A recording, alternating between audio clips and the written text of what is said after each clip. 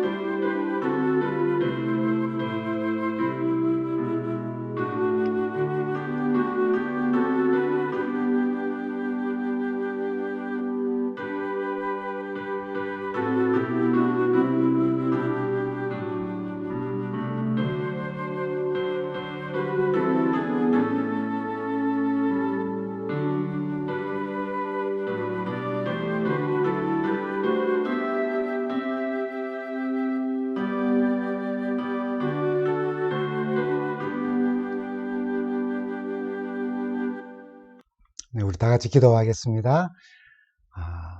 주님, 오늘 우리가 어디에서 예배를 드리든지 하나님의 임재의식 속에 주님 사랑을 기억하며 또 성령의 음성을 듣는 예배가 되게 하여 주시옵소서. 예배가 마치면은 우리의 일상이 또 성령과 더불어 동행하며 성령의 임재의식 속에서 우리가 세상을 살아가도록 주님 힘다하여 주시기를 예수님의 이름으로 간절히 기도합니다. 교우님들 한 주간 잘 지내셨습니까? 오늘 우리가 함께 나눌 말씀은 창세기 3장 17절에서 21절까지 있는 말씀, 그리고 갈라디아 3장 27절에 있는 말씀을 중심으로 고칠 수 없으면은 우리가 감출 수밖에 없습니다라고 하는 제목으로 말씀을 나눕니다. 교육과 육아 정보를 알려주는 그런 기사의 칼럼 제목입니다. 이렇게 되어 있습니다. 왜 아이들은 엉뚱한 옷을 입겠다고 고집을 부릴까?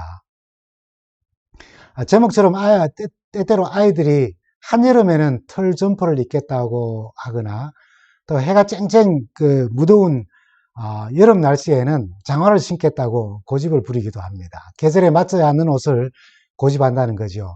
아이들의 답은 아마 엄마가 골라주는 옷은 불편하답니다. 그래서 종종 엄마가 아이의 옷을 선택해 주지만은 아이들은 엄마의 선택을 거부하기도 하죠. 사춘기 청소년 자녀를 둔 부모님들은 아이들이 부모의 눈에 이상한 옷차림 때문에 한 번쯤은 속상한 일들을 겪는다고 합니다. 때론 실용성이나 필요에 의한 것이 아닌 유행과 또 자기 동료 집단들의 인정을 받는 그런 옷을 선택하기도 합니다. 어떻게 보면 부모와 성향이 다르다고도 할 수 있겠죠. 옛날 우리 조상들은 지금 우리처럼 좋아하는 옷을 마음대로 입을 수 없었던 그런 시절이 있었습니다. 신분 제도라는 게 있었고 그 신분에 따라서 옷이 달랐던 것이죠. 양반은 비단 옷을 입고 일반 서민들은 아무리 돈이 많아도 비단 옷을 입을 수 없고 질이 나쁜 옷을 그런 옷을 입어야 했습니다. 옷이 신분을 말해주는 그런 시대도 있었지만은 지금 우리는 1년 내내 한 번도 입지 않은 옷들이 옷장에 있고 여전히 옷장 앞에서 오늘은 뭐 입지라고 고민을 합니다. 이제는 추위와 더위, 뭐 건강과 안전을 위한 그런 개념을 넘어 이제 패션이라는 이름으로 연예인이나 모델, 옷 잘 입는 사람들의 모습을 보고 따라 입기를 우리가 시대해 보기도 하지요. 옷 잘 입는 법을 알려주는 책도 참 많이 있습니다. 그래서 의료계에 종사하는 전문가들은 옷은 그 사람이라고 그렇게 말하죠. 옷은 사람의 성향을 대변하기 때문입니다. 덧붙여 말하면은 그 사람의 성장 배경, 환경, 또 경험, 느낌, 체형, 뭐 성격, 취향, 감성 이런 것들이 옷을 결정하는 역할을 한다는 것이죠. 저희가 어릴 적에는 엄마가 입혀주는 대로 입었고 형의 옷을 대물림으로 입었던 적도 있었지만은 그 어려운 시절에 엄마가 입혀주신 대로 입고 또 형 옷을 대물림해 입어도 아무렇지도 않던 때가 참 그립습니다. 창세기 3장 21절에 이런 말씀이 있습니다. 주 하나님이 가죽옷을 만들어서 아담과 그의 아내에게 입혀주셨다. 하나님께서 사람을 위해서 옷을 지어 입히셨다고 기록하는 내용입니다. 하나님의 동산, 창세기 2장 25절에 보면은 그 말씀처럼 옷이 필요 없었던 그 하나님의 동산 낙원에서 옷 이야기가 시작됩니다. 옷 이야기는 신락원, 곧 낙원에서 쫓겨나는 사건과 관계가 있지요. 일반적으로 생각하는 낙원의 개념은 말 그대로 낙을 누리는 곳입니다. 낙원에 대해서 사전적 정의를 보면은 아무런 괴로움이나 고통이 없이 안락하게 살 수 있는 즐거운 곳이다고 그렇게 되어 있습니다. 근데 지금 우리가 죄로 인해서 고통이 있는 세상을 살면서 가지는 낙원의 개념, 우리가 어떤 뭐 좋은 곳에 갔을 때, 야, 여기가 정말 낙원이네 라고 할 때는 근심 걱정이 없고 하는 일 없이 뭐 그저 먹고 노는 재미와 그 모든 것을 다 마음껏 즐길 수 있는 그런 환경 속에서 그런 일들만 가득 찬 곳입니다. 조금 다르게 이야기하면 나쁜 일은 없고 즐거움만 넘쳐나는 곳으로 낙원을 생각합니다. 그런데 성경 창세기 3장에 하나님의 동산, 하나님의 낙원은 좀 다르게 묘사됩니다. 분명 하나님이 보시기에 좋았던 또는 심히 좋았던 그 완전한 곳이었는데요. 근데 그곳에 생명나무가 있지만 동시에 선악과가 있는 곳입니다. 하나님의 음성이 있고 또 뱀의 유혹하는 음성이 있는 곳입니다. 그럼에도 하나님의 동산 낙원입니다. 그러므로 낙원이라는 것은 아무리 뱀의 유혹이 있어도 하나님을 신뢰하고 뱀의 음성이 들려도 하나님의 음성을 들으며 그분만 의지하면 행복하고 기쁨이 넘치는 그곳 바로 낙원이 될 수 있다는 것입니다. 교회도 마찬가지입니다. 사단은 여전히 활동하고 있는 중입니다. 하나님의 음성을 듣지만은 교회도 여러 경로로 사단의 음성을 들을 수도 있습니다. 하나님의 인도가 있지만은 사단의 유혹도 있는 것이죠. 그럼에도 교회는 교회입니다. 이미 우리가 어떻게 죄가 세상에 들어왔는지, 왜 낙원을 잃어버렸고 왜 하나님이 그들을 위해 옷을 마련하셨는지 잘 알고 있지만은 그 내용을 다시 살펴보면서 하나님의 말씀 은혜를 좀 나누려고 합니다. 창세기 1장과 2장은 하나님의 창조 사역을 하나님이 보시기에 좋았더라 또는 심히 좋았더라는 묘사로 얼마나 창조가 완전했는지를 설명합니다. 그러나 사단은 피조물들이 하나님 안에서 행복을 누리는 것을 굉장히 싫어합니다. 그래서 3장 1절에 보면은 뱀이 하와와 이상한 대화를 시작하는 그 대화를 우리가 들을 수가 있죠. 3장 1절에 있는 말씀입니다. 뱀이 여자에게 물었다. 하나님이 정말로 너희에게 동산 안에 있는 모든 나무의 열매를 먹지 말라고 말씀하셨느냐라고 합니다. 공동번역에 보면은 하나님이 이 동산에 있는 나무 열매는 하나도 따먹지 말라고 하셨다는데 그것이 정말이냐라고 그렇게 물었습니다. 뱀의 말처럼 참으로 혹은 정말이냐라는 말과 모든 나무의 열매를 먹지 말라 또는 하나도 먹지 말라라고 하는 말로 하나님의 말씀에 의심을 심어주지요. 하나님의 말씀을 의심케 하는 것은 결국 그분을 의심하는 것입니다. 그분의 품성을 오해하는 것이고 또 결국 하나님의 말씀을 완전히 부정하게 하는 사단의 전략이 바로 의심으로부터 시작됩니다. 결국 사단은 하나님께서 정령 죽으리라 하신 말씀에 대하여서 완전히 부정하게 만들죠. 3장 4절에 있는 말씀입니다. 뱀이 여자에게 말하였다. 너희는 절대로 죽지 않는다. 건투를 보면은 정말 엄청난 펀치를 날린 것입니다. 뱀은 마치 자기가 하와의 편에서 진실을 알려주는 해석자처럼 또는 하나님의 속마음을 다 아는 것처럼 행세를 하며 그렇게 말한 것입니다. 하나님의 말씀을 완전히 부정하게 만드는 그런 말을 던졌죠. 정신이 번쩍 들어야 하는 그런 순간입니다. 그러나 여러분, 의심하기 시작하면은 그 의심을 정당화하려는 마음이 생기게 되고 그런 생각과 그런 마음을 지지하는 어떤 말이든 더 쉽게 받아들이게 됩니다. 왜 우리 믿음이 약해지고 믿음에서 떠나는 일들이 일어납니까? 결코 죽지 아니하는 말이 더 믿기 쉽게 만드는 그런 말과 생각과 감정과 환경이 있다는 말입니다. 하나님은 사랑인데 너희들을 창조하신 분이신데 그 선악과 하나 따먹었다고 죽이시겠냐? 참 맞는 것 같아요. 아니다. 다만 너희 눈이 밝아져서 더 많은 지식을 갖추고 선악을 구별하게 되고 너희들이 하나님과 같이 되어서, 즉 하나님이 누리시는 그 능력과 특권, 그것을 너희들이 함께 누리는 것, 그걸 싫어하실 뿐이야 라고 그렇게 말하는 것입니다. 이렇게 말도 안 되는 생각이 들게 하고 그 생각은 쉽게 하나님의 말씀을 부정하게 만들게 하는 요소가 되는 것입니다. 엄청난 혼란이 왔을 것입니다. 이렇게 말도 안 되는 말, 너희가 하나님과 같이 되리라고 하는 신의 능력과 특권을 누릴 거야 라고 하는 말에 굉장히 처음에는 흥분되었을 것입니다. 이렇게 뱀이 하나님의 말씀을 완전히 부정하게 하는 엄청나게 큰 펀치를 날리는데도 충격이 느껴지지 않게 되는 어떤 과정이 있습니다. 처음에는 하나님의 말씀의 강조점을 흐리게 만드는 것이죠.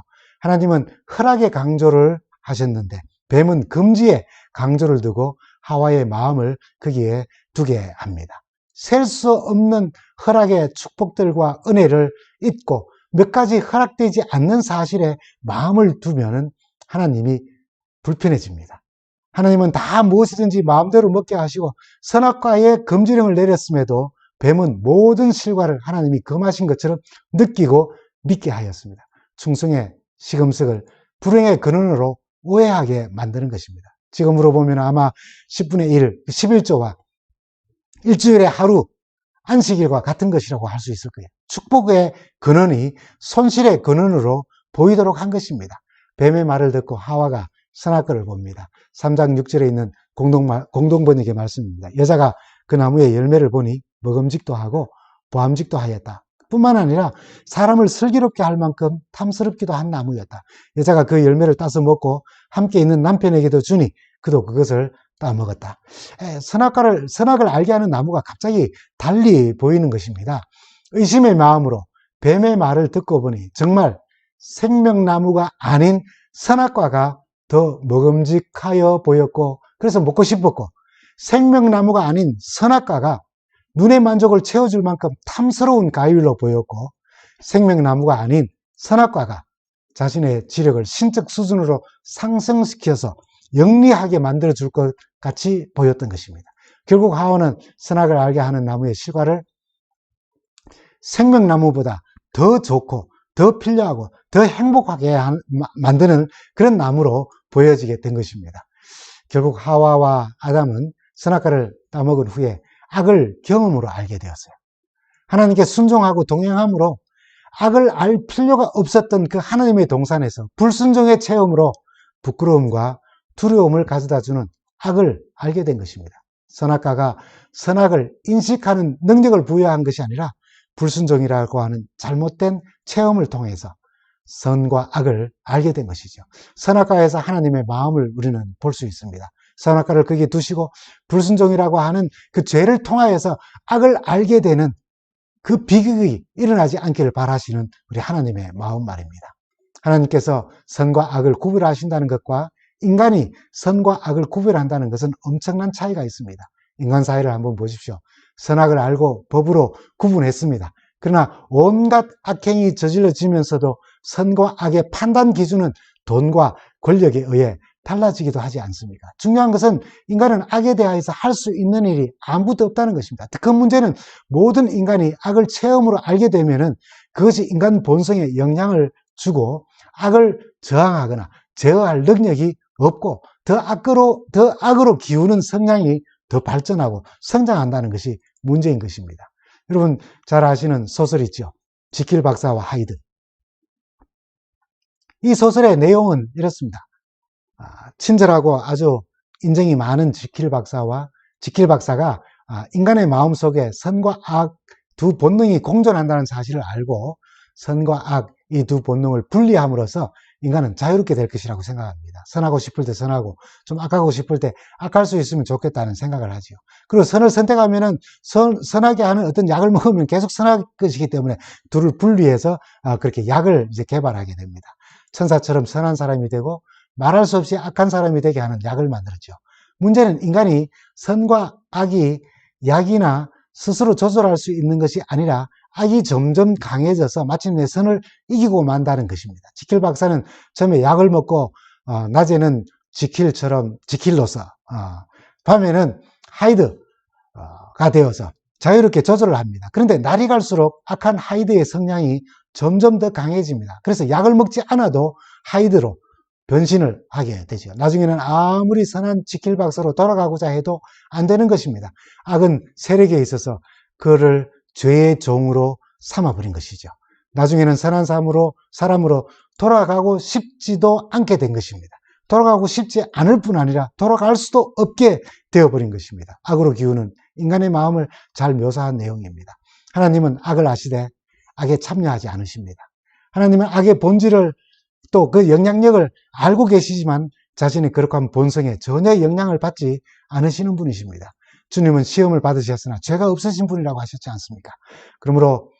그러나 이 아담과 하와는 불순종을 통해 악을 체험으로 알고 그 체험은 그의 성품에 영향을 주고 악을 저항할 능력이 없는 연약한, 그래서 전적으로 하나님을 의지할 피조물이었다는 사실이 이 사실을 통해서 다시 드러나게 된 것입니다. 뱀은 눈이 밝아지고 선악을 알게 된 일이 가져다 줄 불행에 대해서는 한마디도 말하지 않았습니다. 불순종하며 죄를 지음으로 눈이 밝아져서 자신의 벌거벗은 부끄러운 모습을 보게 되지만은 수치를 가릴 수 있는 능력이 없다는 사실과 악을 알게 되었지만은 그 악으로 인하여서 하나님을 대면하는 일에 두려움이 생기고 그 두려움을 해결할 능력이 없다는 사실을 말하지 않았어요.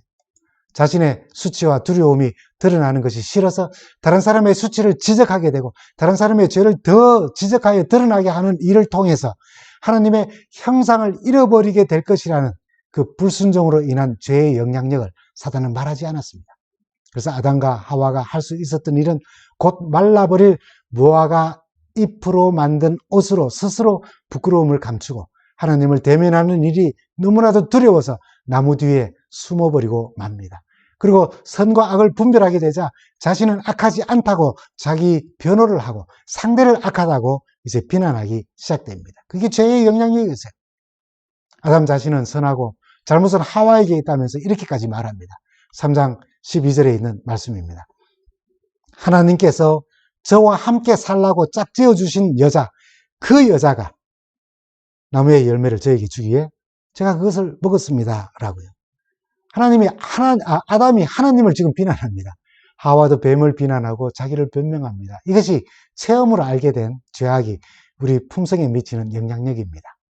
자신이 만든 무화과 잎으로 만든 옷은 점점 자신의 모습은 보지 못하고 다른 사람들의 문제를 보는 눈에 더 밝아지는 것입니다. 다른 사람들이 만든 그 무화과나무 잎, 시들어버린 그 무화과나무 잎을 보는 눈이 더 많이 밝아지는 것입니다. 타인의 악에 대하여서 더 많이 이제는 비난하게 되는 것이죠. 그래서 주님은 마태복음 7장 3절에 이 죄의 영향력을 이렇게 말씀하셨습니다. 어찌하여 너는 남의 눈 속에 있는 티는 보면서 내 눈 속에 있는 들보는 깨닫지 못하느냐고요. 바로 불순종으로 눈이 밝아진 그 죄로 인하여서 눈이 밝아진 악의 영향력을 이렇게 묘사하고 있는 것입니다. 결국 그들은 동산에서 쫓겨납니다. 그러나 이 장면에서 또다시 하나님의 마음을 우리는 읽게 되죠. 그들을 쫓아내시면서 이 죄악 세상에서 그들의 죄를 가지고 살아가는 이 세상살이에서 매우 중요한 준비와 함께 그들을 쫓아내시죠. 21절의 말씀입니다. 조금 전에 우리가 읽었던 말씀입니다만 주 하나님이 가죽옷을 만들어서 아담과 그의 아내에게 입혀 주셨다고요. 아담과 하와를 위한 처음 그 짐승 가죽 옷은 죄의 두려움과 부끄러움의 수치를 가리기 위함이었습니다. 성경의 내용을 단편적으로 그 옷과 상관되어서 우리 읽어볼 수도 있습니다. 여러분, 창세기는 역사의 시작을 알리고 요한계시록은 역사의 끝을 알립니다. 창세기는 아담에게 가죽옷을 입혀주시는 사건으로 구속사역의 시작을 묘사하고, 계시록은 어린 양의 그 신부에게 이 세마포 옷을 입혀주시는 것으로 구속사역의 끝을 묘사합니다. 이 구속 역사의 시작과 끝이 옷 입는 것으로 묘사되어져 있습니다. 그러므로 그 중간에 성경의 내용은 우리가 옷을 입는 이야기라는 말도 가능한 표현입니다. 그래서 갈라디아 3장 27절에는 우리에게 이렇게 말씀하죠. 누구든지 그리스도와 합하기 위하여 침례를 받은 자는 그리스도로 옷 입었느니라. 이 말씀은 하나님이 범죄한 아담과 하와에게 가죽옷을 입혀주신 표상 혹은 상징의 원형을 보여주는 말씀입니다. 아담과 하와에게 죄 없는 짐승의 희생으로 만들어진 옷을 지어 입히시고, 그래서 그 옷을 가죽옷이라고 하였어요. 그리고 오늘 우리에게는 짐승의 희생이 아닌 죄 없으신 의로우신 분, 예수님의 십자가 희생으로 입혀진 옷을 우리에게 입혀주시고, 그래서 그 옷을 짐승의 가죽옷이라고 하지 않고 그리스도의 희생으로 얻어진 옷이기에 그리스도로 옷 입었다고 그렇게 말하는 것입니다. 하나님께서 아담과 하와를 위해 가죽옷을 지어 입히신 사건은 구속의 원리와 칭의의 복음을 우리에게 잘 알려줍니다. 짐승의 희생을 통하여서 대속, 누군가의 죽음을 통하여서 우리가 살 수 있다는 그 진리를 가르치셨고, 그 희생은 주님의 십자가 희생을 예표하였습니다. 짐승의 희생을 통하여서 아담과 하와에게 입혀주신 그 가죽옷, 그리고 십자가의 희생을 통하여서 우리가 그리스도로 옷 입었다는 사실을 우리의 삶 속에서 좀 어떻게 적용하고 이해하면 좋을까요? 보너 헤프가 쓴 옥중서간이라는 책 속에 이런 이야기가 나옵니다. 고칠 수 없는 것은 감추고 있을 수밖에 없다. 오늘 말씀의 제목입니다. 무화과나무 잎으로 감추라는 그런 말이 아닙니다. 고칠 수 없는 것은 감추고 있을 수밖에 없다고요. 아담과 하와를 위해 죄 없는 짐승을 희생하여 가죽옷을 지어 입히신 하나님, 죄인 스스로 고칠 수 없는 것을 감추어 주시는 하나님, 그 하나님이 우리를 짐승의 희생이 아닌 주님의 십자가 희생으로 그리스도로 옷 입혀 주셨습니다. 정말 고칠 수 없는 것은 감추어야 합니다. 그 감추어 주시는 하나님은 참 좋으신 우리 하나님이십니다. 이 말을 우리가 잘 이해하면은 사람과 사람 사이를 잘 이해할 수 있어요. 사람을 이해하는데, 나 자신을 이해하는데 얼마나 큰 도움을 주는 말씀인지 모릅니다. 여러분, 그 치료 방법 중에서 수테라피라고 하는 게 있어요. 의복 치료입니다. 잘 걷지 못하는 아이들 또는 자세가 삐뚤어져 있는 사람들, 그런 사람들을 위하여서 여러 종류의 그것을 교정할 수 있는 옷을 만들어서 사람의 질병을 고치는 방법입니다. 여러분, 이렇게 특별히 제작된 옷으로 이렇게 의료 방법으로서 수테라피가 있는 것처럼 여러분, 우리에게도 하나님께서는 수테라피, 의복 치료법을 주신 것입니다. 물론 이것은 현대의학에서는 또 패션 테라피라는 그런 방법으로 정신과 병동에서 자주 활용되는 방법입니다. 그 사람들이 어떻게 변화되었으면 좋겠다라고 하는 그 의복을 그들에게 입히고 그 의복에 맞게 행동하게 하는 것이죠. 그럼 아담과 하와에게 가죽옷을 지어 입히신 하나님은 이제 지금 우리로 하여금 그리스도로 옷 입도록 하셔서 우리 영혼의 수트 테라피, 의복 치료법을 우리에게 시행하고 계세요. 그리스도로 옷 입고 스스로 고칠 수 없는 죄의 본성을 그리스도 안에서 감추고, 그리고 우리가 옷 입고 있는, 그리스도로 옷 입고 있는 그 복음 안에서 우리의 삶이 변화되기를 하나님은 원하시는 것입니다. 나의 성장 배경, 환경, 경험, 느낌, 체형, 성격, 취향, 감성, 이런 어떤 것들이, 어떤 모습을 우리가 가지고 있든지 간에 하나님께서 입혀주시는 대로 그리스도로 우리는 옷 입어야 하는 것입니다. 여러분, 고칠 수 없는 것은 그리스도 안에 감추어야 합니다. 스스로 고칠 수 없으니 그리스도 안에 거하라는 복음의 말씀인 것입니다. 예레미야 13장 23절에 우리에게 이렇게 말씀하시죠. 에디오피아 사람, 구스 사람이 자기의 피부 색깔을 바꿀 수 있느냐? 표범이 자기의 반점들을 다르게 바꿀 수 있느냐? 만약 그렇게 할 수 있다면 죄악에 익숙해진 너희도 선을 행할 수가 있을 것이다 라고요. 여러분, 고칠 수 없다면 이렇게 정말 구스인이 피부를 고칠 수 없고, 또 표범이 자기 반점을 고칠 수 없고 없앨 수 없는 것처럼, 우리가 죄악을 우리 스스로 없앨 수 없다면, 그런 삶을 우리가 고칠 수가 없다면 그리스도로 옷 입어야 하는 것입니다. 그리스도 안에 거해야 하는 것입니다. 그리스도로 옷 입은 자라는 말은 우리의 신분이 이제 달라졌다는 뜻입니다. 새로운 신분, 새로운 성품, 새로운 인격, 새로운 운명이 시작된 것입니다. 우리가 그리스도로 옷 입은 자라는 사실을 우리가 기억만 한다면 우리는 새로운 존재임을 절대로 잊지 않을 것입니다. 그리스도 안에 죄와 더러움을 씻어줄 셈이 있다고 스가랴서 13장은 이야기합니다. 우리가 그리스도 안에 있다면, 그리스도로 옷 입는다면 그 예수의 피가 우리의 모든 죄에서 깨끗하게 하실 것입니다. 우리가 그리스도 안에 있으면, 그리스도 안에서 우리가 감춰지고 우리가 숨겨질 수 있다면 그리스도 안에서 우리로 거룩하고 흠없게 우리 하나님은 만들어주신다고 말씀하십니다. 하나님이 죄를 알지도 못하시는 분을 우리를 대신해서 죄로 삼으신 것은, 우리의 죄를 그에게 다 전가하신 것은 우리를 하여금 그분 안에서 하나님의 의가 되게 하려 하심이라고 고린도후서 5장 21절은 우리에게 말합니다. 여러분, 예수 그리스도 안에서 우리는 하나님의 끊을 수 없는 사랑을 받고 살아가는 사람들입니다. 내가 확신하노니 사망이나 생명이나 천사들이나 권세자들이나 현재일이나 장래일이나 능력이나 높음이나 기쁨이나 다른 어떤 피조물이라도 우리 주 예수 그리스도 안에 있는 하나님의 사랑에서 끊을 수 없으리라고요. 우리를 그리스도의 옷 속에, 그리고 그렇게 감춰 두실 때에 우리가 얼마나 큰 축복 속에 살아가는지를 여기 말씀하시는 것입니다. 그런즉 누구든지 그리스도 안에 있으면 새로운 피조물이라, 이전 것은 지나갔으니 보라 새 것이 되었다고 말씀하고 있지 않습니까? 그러므로 갈라디아 3장 26절은 우리에게 복음의 말씀을 이렇게 선포를 합니다. 다 믿음으로 말미암아 그리스도 예수 안에서 하나님의 아들이 되었다고 그렇게 선포하는 것입니다. 우리를 그리스도로 옷 입게 하시고 우리로 감출 수 없는 것을 그리스도 옷 안에 우리를 감춰 주신 하나님은 이렇게 참 좋으신 분이십니다. 스스로 고칠 수 없다면 그리스도 안에 자신을 감추라고 오늘 우리를 초청하십니다. 구약의 선지자들이나 신약의 사도들이나 하나님과 동행하며 살았던 사람들이나 죄를 듣느니 차라리 목숨을 기꺼이 희생하려 했던 그런 사람들조차도, 또 성령의 능력으로 산 사람이라고 그렇게 평가받는 사람들이라도 자신들의 본성은 악하다고 고백하였습니다. 하나님이 짐승을 희생하여 가죽옷을 지어 입히신 것처럼 주님 십자가 희생으로 그리스도로 우리를 옷 입혔기에 죄인인 우리가 스스로 고칠 수 없는 것을 그리스도로 옷 입어 감춰주신 사실을 알기에 그들은 전적으로 그리스도의 의를 온전히 신뢰하며 산 사람들이었습니다. 우리에게도 여전히 지금 사단의 음성이 들리고 의심이 생기기도 합니다. 나 같은 죄인을 하나님께서 정말 사랑하시고 구원하실까? 나의 결심과는 달리 선천적으로 후천적으로 품성의 기질이 내 삶을 지배하고 있는데 그래도 여전히 나는 하나님의 사랑을 받을 수가 있을까? 하나님께서 입혀주신 옷을 세상살이에 불편하다고 내가 벗어버릴 때도 있는데 그럴 때는 어떤 일이 일어날까? 이런 의심이 들 때에 빌립보서 2장 13절의 말씀 우리가 기억하면 참 좋겠습니다. 하나님은 여러분 안에서 활동하셔서 여러분으로 하여금 하나님을 기쁘게 해드릴 것을 염원하게 하시고 실천하게 하시는 분이십니다. 라고요. 이 약속을 우리가 잊지 않게 되기를 간절히 바랍니다.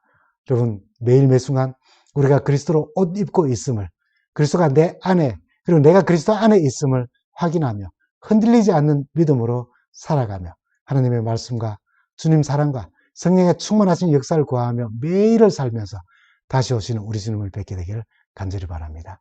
다 같이 기도하겠습니다. 주님, 우리 죄된 본성을 스스로 고칠 수 없는 참 연약한 저희들입니다.